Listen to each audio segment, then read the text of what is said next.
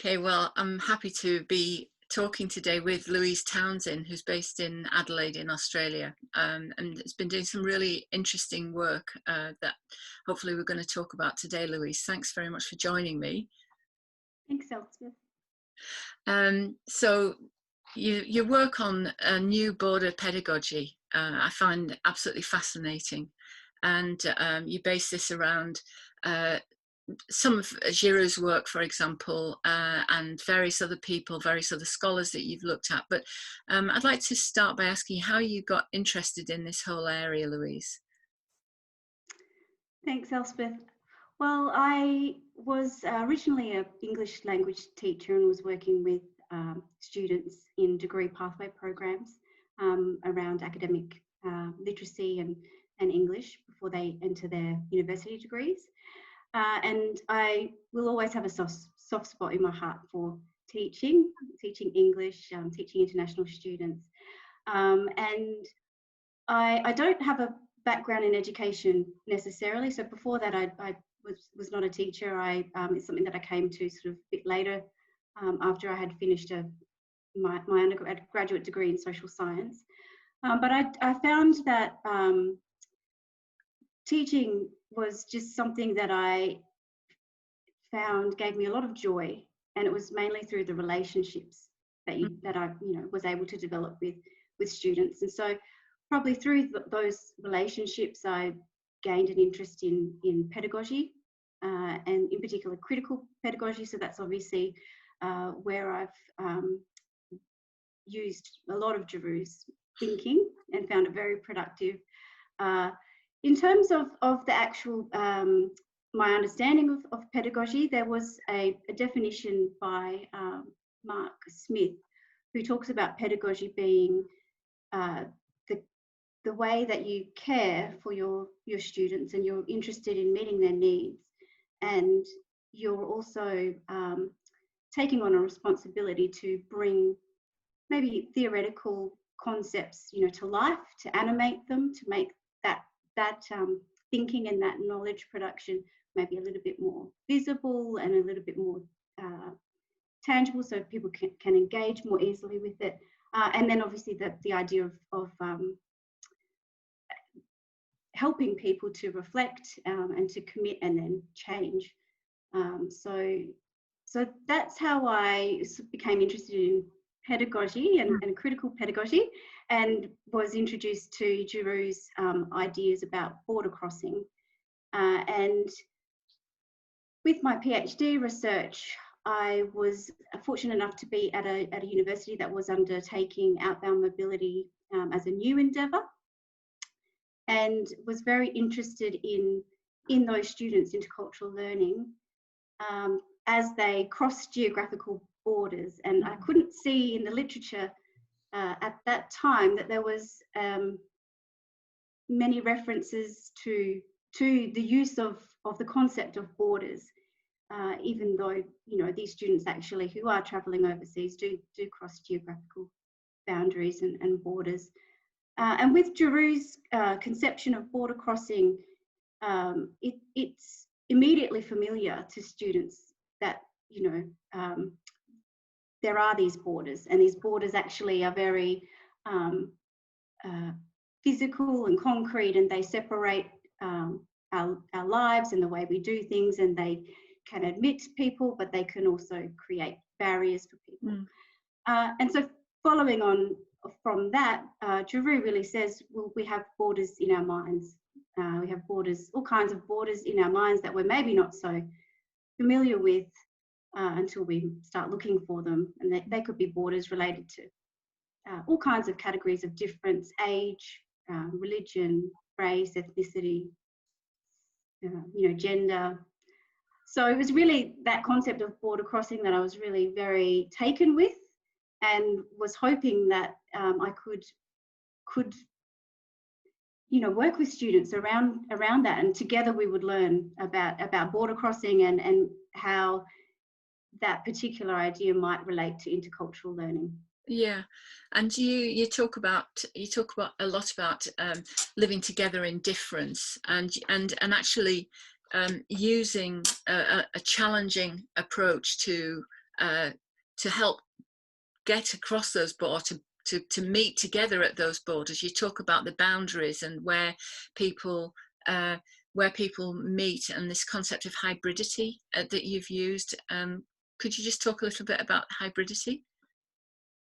Sure. So the other scholar that I've really engaged with a lot is Gloria Anzaldúa, and her work on borderlands and hybridity.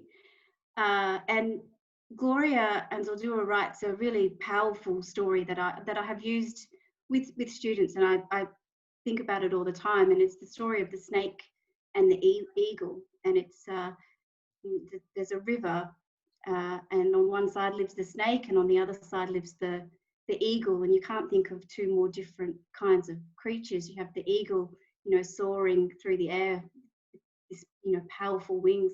And you have the snake who's on the ground slithering, but still very, very powerful. What do they share? They actually share the river. The river is a border, but it's also what they share. And so Gloria talks about, as humans, we tend to have a fixation with us and them, and cop and criminal, oppressor, oppressed, and we like those binaries. They help us make sense of the world. But she challenges us to think about those boundaries not only as separating us, but helping us join together. And she says, what happens when we develop this kind of hybrid consciousness is that we can come to understand the world through both snake and eagle eyes. So it's the multiple perspectives, and really thinking about us all being in it together rather than the us versus them. And it's a particularly poignant moment to be thinking about all of these questions as well, and the world being as it is. But you talk about the idea of blurring and problematizing boundaries, binaries, and identities. And I guess the challenges, I suppose, if you've, because I've worked in as an English language teacher as well, and if you've got a very mixed group of international students, it's very interesting to discuss some of these things. I guess then the part of the problem that you get in, say, an Australian context or a UK context, you've got dominant groups and less dominant groups, and everybody's has got different positions with that, in contrast with, say, a very diverse group, none of whom may be home students. So I guess the question is, how do you actually address some of these really difficult questions, and what does it actually mean for the classroom? Can you give any examples of how you've worked with it?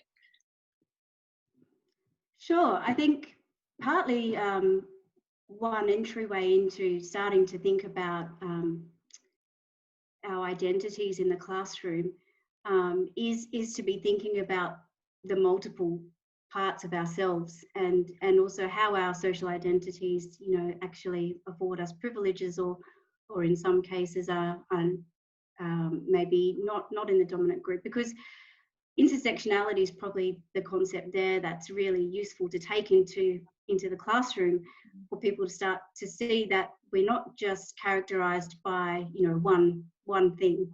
All of us are a mosaic of all kinds of different cultures. We belong to many different cultural groups, and we have many social identities that are comfortable for us, and some that are not so comfortable for us.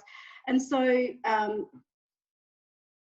when we start looking at the classroom that way, it is quite challenging for some people who maybe aren't used to thinking about these kinds of things, especially in the context of outbound mobility, and the group that were involved in my doctoral research. These are not humanities students, they're commerce students who maybe felt very uncomfortable that we were talking about social justice and privilege and heteronormativity and racism and sexism in the classroom. So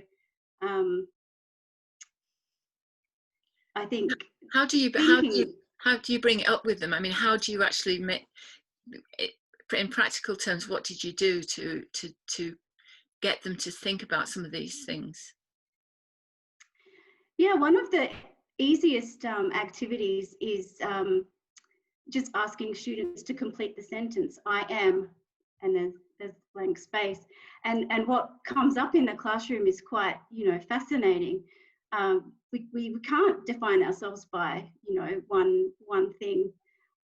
We might have things that we feel are very precious to us, but we don't like, being boxed into that. So even just doing that in the classroom is a very easy thing that can generate a lot of discussion, a lot of reflection, a lot of thought, and the way that we've then taken it sort of further is thinking about what that might look like in dialogue. So if you've got lots of, a very diverse group coming together, and everyone has different backgrounds and different perspectives, what does that actually mean when you come together and try and have a dialogue? So talking about dialogue is also part of that, because I think a lot of people think that dialogue is about trying to understand each other, whereas the way that I've been thinking about that in the classroom is not so much trying to understand each other, but how do we together create a new discussion or conversation, and we're creating a new future there together. So it's not just about thinking about the differences or even comparing and contrasting differences. It's more about, so if we are all here together, what's the next step? And you talk about mindfulness as well in this in your work, and you said earlier that it's a very challenging thing to do as a teacher, to actually bring up some of these questions, and how difficult it can be in the classroom. Have you had any problems in working with this way? Yeah, I think you can feel very vulnerable, trying different things in the classroom. You never sometimes know what's going to work and what might be a hit and what might be a miss. Mindfulness in particular feels, when I first started, bringing the concept into the classroom and working with students who are about to go on outbound mobility programs, with this idea of being mindful and sitting with your discomfort, and it's quite a different thing to bring into a classroom, when they maybe expect something a lot more concrete. Well, how am I going to cope with my homesickness, or how am I going to cope with communication problems? And instead I'm just saying, well, we're just going to sit with it, and we'll just focus on our breathing, and we'll just take each moment as it comes, rather than give you any kind of specific guidance about how you might get through things. It's Yeah, because you talk about that discomfort being a potential for a learning process, and actually using the discomfort to work in this way. I think it's really interesting. You mentioned to me separately about how your PhD process had moved you on, in a sense, from where you were. You thought you were interested in the whole intercultural learning to begin with, but looking at this border crossing through your PhD in more detail had caused you to think maybe slightly differently about it. Yes, I think I've always been interested in the idea of intercultural learning. I think many of us probably in the field are quite interested. But I was just really bad at it, I think. I had so many moments of awkwardness and discomfort, and really, foot inserted in mouth, and I've, I haven't done something very well, or I've just kind of embarrassed myself. And I find that really fascinating. And that's probably what I noticed more and more as I was delving into the literature on intercultural learning, is just how, I mean, there's not an end point, and there's a lot of failure Mm. all the way through, and thinking that you can reach the end of it is not realistic. So then it changed the way I thought about failure and discomfort and miscommunication and conflict. Mm. So I started thinking about those things in a very different Mm. way. And seeing them Um, as part of the learning process. Yeah. yeah, and just the potential within those moments for learning about, yourself, um, let alone learning about other people. Um, I think it's a really powerful stance to be able to, stand in, even though it's very vulnerable. Yeah, yeah. Well, that's been really fascinating talking to you about it all, because as I say, I've been really enjoying reading your work, and it's great to have the time to talk about it, Louise. I'm so pleased we've been able to chat today. Thank you very much for taking the time. Thank you so much, Elspeth.